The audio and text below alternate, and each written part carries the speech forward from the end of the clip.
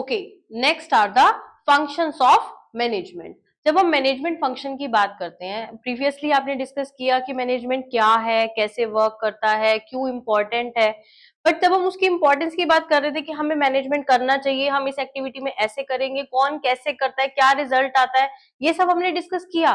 But जब हम उसकी एफिशिएंसी की बात करते हैं कि हम उसे करेंगे कैसे, कितना एफिशिएंट वो निकलेगा, वो उसके फंक्शन पे डिपेंड करता है कि हमने क्या टास्क सिस्टमैटिक वे में किए हैं या नहीं किए।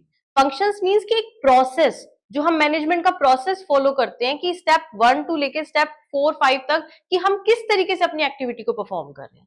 मैनेजमेंट प्रोसेस जो उसके फंक्शंस हैं वो स्टार्ट होते हैं फर्स्ट स्टेप के साथ, दैट इज योर प्लानिंग। हम प्लानिंग हर एक्टिविटी में करते हैं।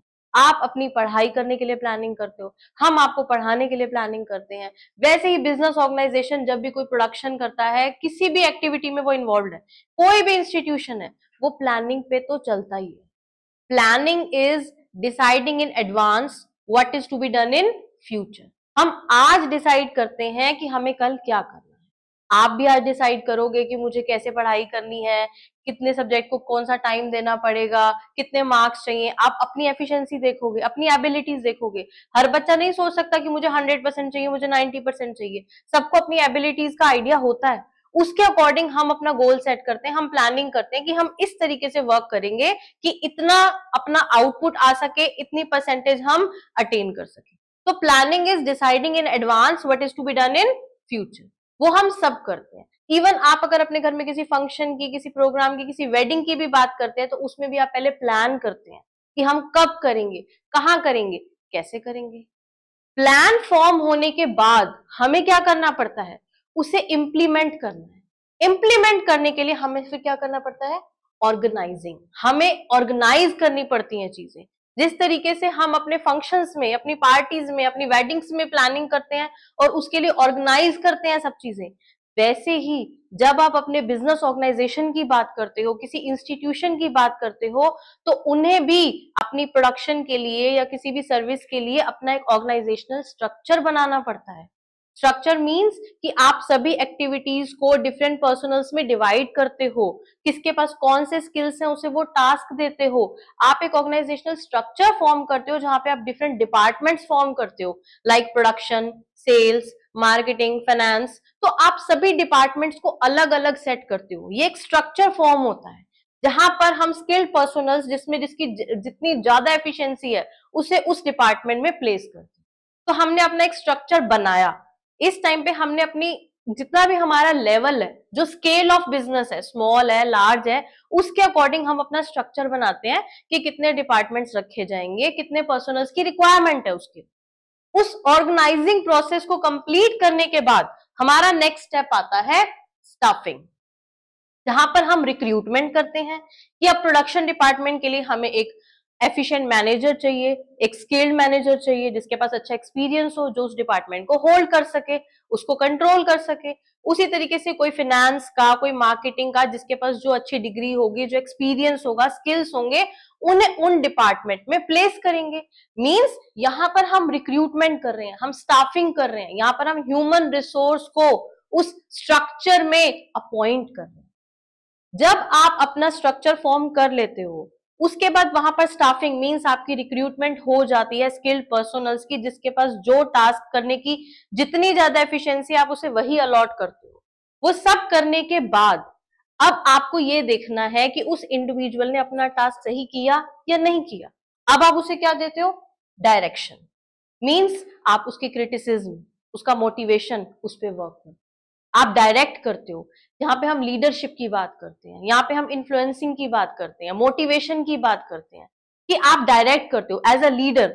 आपने अपने सबऑर्डिनेट्स को टास्क दिया था, आप यहाँ पे ये डायरेक्शन देते हो कि किस तरीके से उन्होंने टास्क किया, क्या वो सही था, नहीं था। उन्हें मोटिवेट करोगे कि वो और अच्छा कर सकें, उन्हें आप अथॉरिटीज दोगे, सारा टास्क अलॉट करोगे। तो यहाँ पर बेसिकली जो अपने आपने रिक्रूटमेंट किया था, जो स्टाफिंग में आपने पर्सनल्स अपॉइंट किए थे, अब उनके वर्क की उनके कोऑर्डिनेशन की बात आती है कि किस तरीके से हाई टू लो या लो टू हाई वो वर्क किया जाएगा।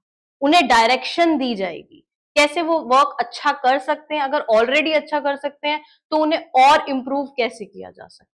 And the last one is controlling. कोई भी एक्टिविटी हो, कोई भी टास्क हो, वेदर किसी के पर्सनल लाइफ से रिलेटेड हो या बिजनेस लाइफ से, कंट्रोल करना बहुत जरूरी है।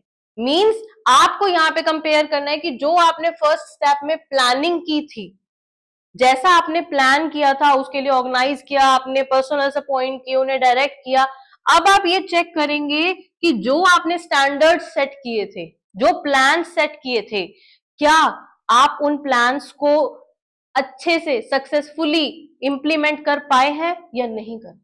आपको कंट्रोल करना है, कंपैरिजन करना है कि क्या आपने प्लान किया था और क्या आपने एक्चुअली परफॉर्म किया। We will discuss about these functions in detail. These are your further chapters, जिसको आप अच्छे से उनके प्रोसेस, उनके इंपॉर्टेंस, उनके कैरेक्टरिस्टिक्स बहुत अच्छे से डिस्कस करेंगे। बट यहां पर जब आप मैनेजमेंट की बात कर रहे हो तो this is a quick review कि मैनेजमेंट कैसे फंक्शन कर। Understood? Let's discuss one case study also. This is the case given about Ashok handloom industries. हम यहाँ पर एक इंडस्ट्रियल यूनिट की बात करें, एक अशोक हैंडलूम इंडस्ट्रीज है, वहां पर जो स्पेशली बेड कवर्स और बेड शीट्स मैन्युफैक्चर करते हैं, इनके प्रोडक्शन मैनेजर हैं मिस्टर अशोक।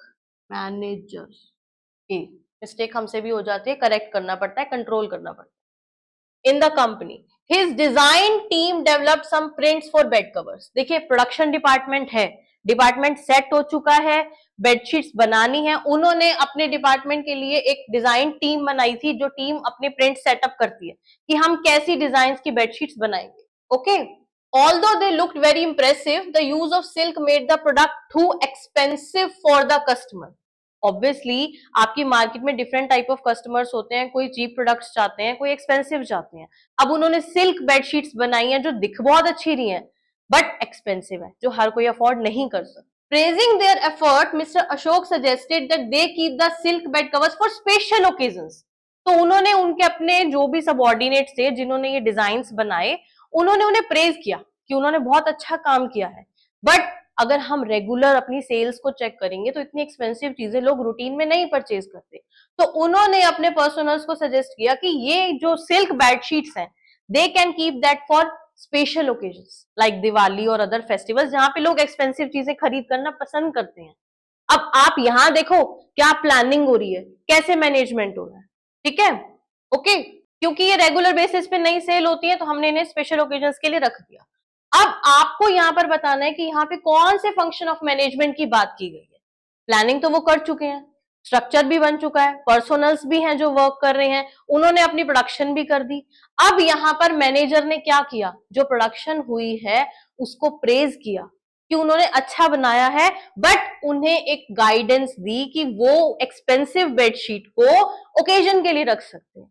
तो यहां पर कौन से फंक्शन पर फोकस किया गया, दैट इज योर डायरेक्टिंग। क्योंकि प्लानिंग हो चुकी है, ऑर्गेनाइज हो चुका है, कंट्रोल अभी नहीं किया है क्योंकि अभी सिर्फ मैन्युफैक्चरिंग हुई है।